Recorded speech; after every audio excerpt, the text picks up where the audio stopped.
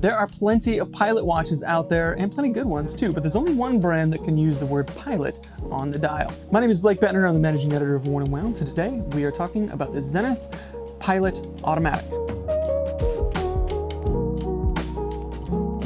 Now, Zenith resurrected their Pilot watch collection this year at Watches and Wonders. This collection included 4 watches, 2 in steel and 2 in ceramic. We have the steel time and date example right here, the Pilot Automatic. This watch was also rendered in black ceramic. There are 2 chronograph versions of this watch, both in steel and in black ceramic as well. And both of those get outsized date complications that have a quick change feature at midnight that's very satisfying to use. This is the entry point to the new Pilot watch collection though, the Pilot Automatic in steel. This watch is $7,500 and it serves as a nice entry point to the collection and could serve as a template for what's to come from Zenith within their Pilot watch range. Now I mentioned that Zenith is the only brand that can use the word Pilot on the dial, and that is thanks to a trademark that they filed in the 19th century. That's right, before the Wright brothers and all that kind of stuff, they had the foresight to trademark this term, and even to this day, they are the only brand that's allowed to write the word Pilot on the dial like this. I think that is an interesting feature, and this is certainly a Pilot watch, but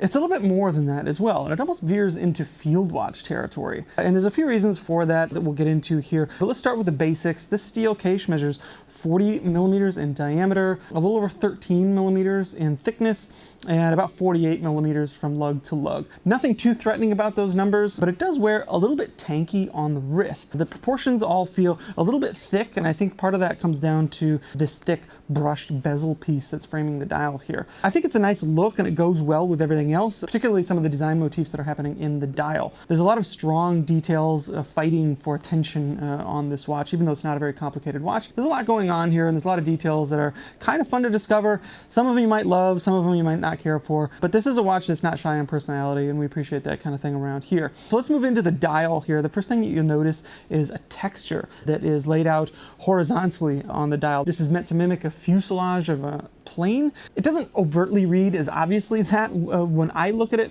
and truth be told, I don't know if I'm entirely fond of the pattern, but it's not something that jumps out at you, and in fact at most lights it's kind of hard to differentiate. It does look like a ridge pattern once it hits the light just right though, something that you might appreciate about this watch other than just a flat black dial. Now one detail has been worked into the hour markers that also references this, and that is the horizontal line that is the mark for the 6 o'clock that sits just above the date aperture. Every single other hour marker is applied on here in Arabic numeral form, and they're all filled with lume. And one of the strong points of this watch is its exceptional legibility. In pretty much any lighting situation, this watch is very easy to read. It's very easy to see these numbers, and the lume works quite well, as you might imagine, in low light situations. So there's a lot to appreciate about this dial, how this dial comes together, and they're kind of broadsword hands, but they're not all that exaggerated. So to me, it doesn't really take anything away from these big giant numerals that are kind of placed across the dial that offer the biggest component of this watch's personality. One other small detail that I like about the hands is that they're covered in black as they approach the hand stack,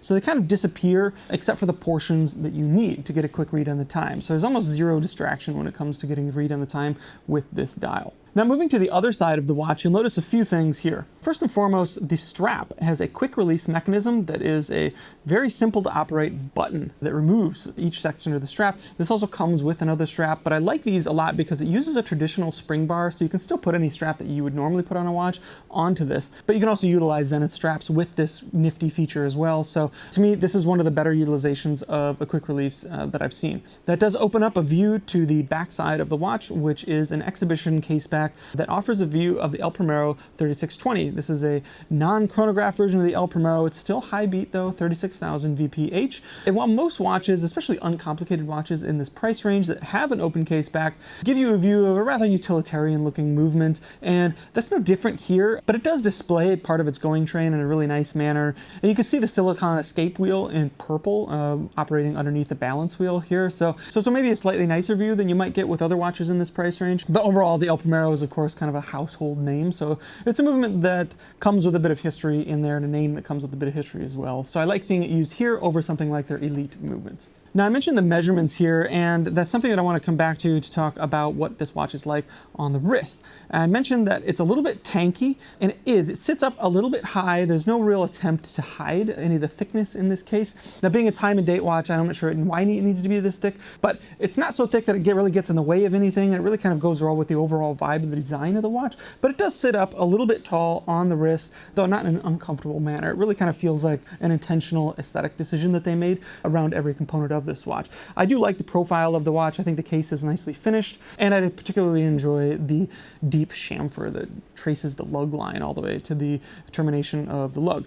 Overall, it's nice on the wrist, but it's not a watch that's going to disappear on the wrist. Some people like that, some people don't. If you want one that's going to be a little bit lighter, of course, the ceramic one will probably be your better option there. It's about $2,000 more than this one. One critique I have of this watch is the butterfly clasp. This isn't the first time that I've come down on Zenith for a bracelet or a clasp component here, but when the two pieces of the deployment come together, there is a visible gap between the two pieces that looks maybe like it's not supposed to be there. And this version of a tang buckle is always a little finicky for me to operate. So not my favorite clasp, but overall not the end of the world. It's not uncomfortable or difficult to use by any stretch. Just something worth highlighting here, especially once you get up into these price points. Overall, I really like the design of this watch, and this is a watch that works better in person than it does in pictures, in my opinion. When I first saw the release of these, it was easy to pass by these watches for one reason or another, but they make a really great impression in person. This one, and particularly the chronographs. I think the chronograph versions of these watches work particularly well. I'm quite fond of the steel one in particular, that has a little more color on the dial that's kind of referential to some of their rainbow watches in the past,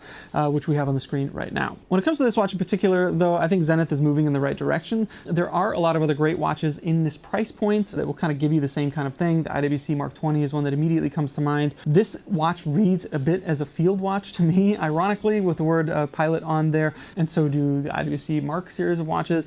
I don't think that's a bad thing. The IWC might be a little bit more wearable on the wrist, but this has a really great personality. Maybe a little more on the bold end of the spectrum than the IWC. So it'll be interesting to see how Zenith continues to evolve on the Pilot Watch collection. This is of course a deep part of their heritage. So I would expect a lot more fireworks coming from them soon within this range. This is the Zenith Pilot Automatic. I've got much more of my thoughts on this watch now live at War and Wound. We'll leave a link to that down below. But I want to know what you think. Does this read as a pilot watch? Does it come off as a field watch? What are your thoughts on this watch? What do you think of the proportions? What are your feelings on the time and date versus the chronograph watches? And did you know that Zenith was the only manufacturer that could say pilot on the dial? We'd love to hear from you down below, so don't be shy about leaving all your thoughts down in the comments. If you're not subscribed, now's a great time to do so, and if you enjoyed this content, please be sure to leave a like and share. It helps us out a lot, and until next time, take care.